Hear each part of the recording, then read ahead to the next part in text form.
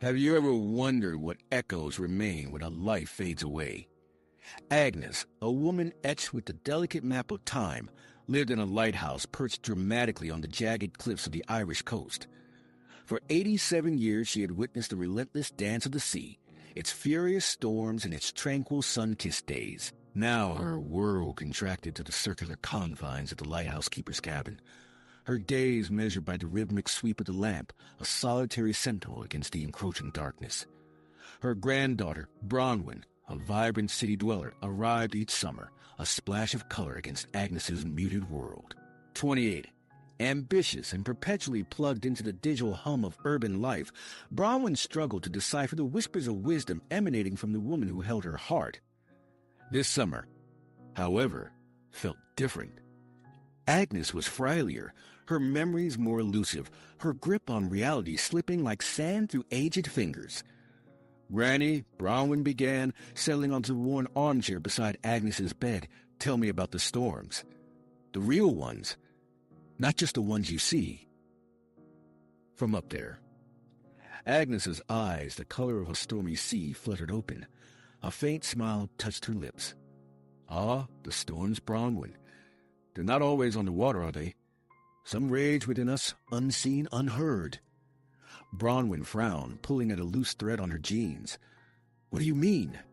Agnes reached for Bronwyn's hand, her touch surprisingly firm. "Life throws waves at you, girl. Sometimes they're gentle ripples, lapping at your feet. Other times they're monstrous, threatening to swallow you whole. It's how you navigate those storms that defines you." Bronwyn felt a familiar pang of guilt. Navigating storms was not her forte. A failed business venture, a string of fleeting relationships, her life felt like a series of unfinished projects, each abandoned at the first sign of trouble. "But what if you're not strong enough, Granny? What if you just capsize?" Agnes squeezed her hand. "Even a capsized boat can find its way to shore. You might be bruised, battered, but you'll learn something from the depths. The darkness teaches you to appreciate the light." Days turned into weeks, filled with quiet conversations and shared silences. Bronwyn began to help Agnes with her duties, polishing the massive lens of the lamp, its intricate facets reflecting the fading sunlight. As she worked, Agnes recounted stories of her life at the lighthouse, tales of shipwrecks and rescues, of love found and lost, of the unwavering commitment to her duty. One evening, as they sat watching the sunset bleed across the horizon, Agnes pointed to a distant, jagged rock formation. "That's called the Widow's Teeth," she said softly. "Many a ship has met its end on those rocks." Bronwyn shivered, despite the warmth of the setting sun. "It's ominous." Agnes nodded. "Life is, sometimes. But even in the face of darkness, there is always a light to guide you. You just have to know where to look." A heavy fog rolled in, blanketing the coastline in a suffocating white shroud. The foghorn bellowed its mournful warning, a sound that had always filled Bronwyn with dread. Tonight, however, it felt different, a somber symphony accompanying the final act of a life well lived. That night, Agnes took a turn for the worse. Bronwyn stayed by her side, holding her hand, listening to her ragged breathing. As the first rays of dawn pierced the fog, Agnes whispered, her voice barely audible, "Remember. The lighthouse, Bronwyn. Be your own light in the darkness." And then she was gone. The world is still, eerily silent, as if the sea itself held its breath in mourning. Bronwyn was devastated, grief washing over her like one of the monstrous waves Agnes had described. She felt lost, adrift without her grandmother's steady hand to guide her. Days blurred into weeks as Bronwyn made arrangements for the funeral, sorting through Agnes's belongings, sifting through the tangible remnants of a life. In a small wooden box tucked away in a drawer, she found a collection of letters, tied together with a faded ribbon. The letters were addressed to a man named Liam, written in Agnes's youthful, elegant script. As Bronwyn read, she discovered a love story, a passionate, forbidden affair that had ended abruptly when Liam was lost at sea during a storm. His ship dashed against the Widow's Teeth. Agnes had never spoken of him, had buried her grief deep within her heart, choosing instead to dedicate her life to the lighthouse, a silent monument to her lost love. Bronwyn was stunned. She had always seen Agnes as a stoic, unwavering figure, a bastion of strength. She had never imagined the depth of her hidden pain, the storm that had raged within her for so many years. Suddenly, Agnes's words echoed in her mind. Life throws waves at you, girl. It's how you navigate those storms that defines you.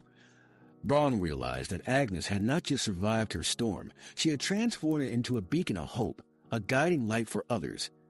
She had found meaning in her loss, dedicating herself to preventing others from suffering the same fate. Standing at the base of the lighthouse, Bronwyn looked out at the vast, unforgiving sea. She felt a profound sense of connection to Agnes, a deeper understanding of her life, her sacrifices, her enduring strength. She made a decision. She wouldn't abandon her grandmother's legacy. She wouldn't let her light fade away. Instead of returning to the city, Bronwyn decided to stay at the lighthouse, at least for a while. She learned to operate the lamp, to read the weather patterns, to navigate the treacherous currents. She delved into the history of the lighthouse, researching the stories of those who had been saved by its warning beam. She also started writing, pouring out her emotions, her grief, her newfound appreciation for Agnes's life. She wrote about the storms, both internal and external, about the importance of resilience, about the enduring power of love. As the months passed, Bronwyn began to find her own light. The lighthouse, once a symbol of Agnes's solitary existence, became a sanctuary for Bronwyn, a place where she could connect with her past, embrace her present, and forge her own path into the future. One day, a small fishing boat approached the lighthouse. A young sailor, his face weathered by the sun and sea, called out to Bronwyn, "Thank you for keeping the light burning. We were lost in the fog. You saved us." Bronwyn smiled, a genuine smile that reached her eyes. She understood now. The light was not just a warning signal. It was a symbol of hope, a testament to the enduring human spirit. She looked up at the towering structure, its lamp casting a warm glow across the darkening sea.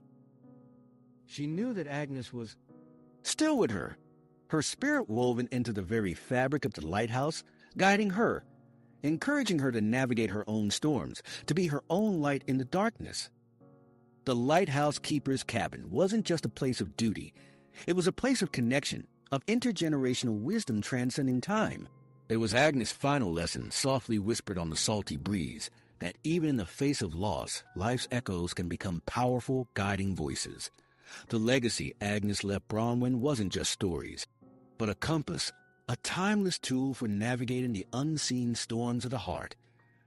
Perhaps, Bronwyn thought, the most significant lighthouses aren't the ones on the coast, but the ones we build within ourselves, fueled by the lessons of those who came before.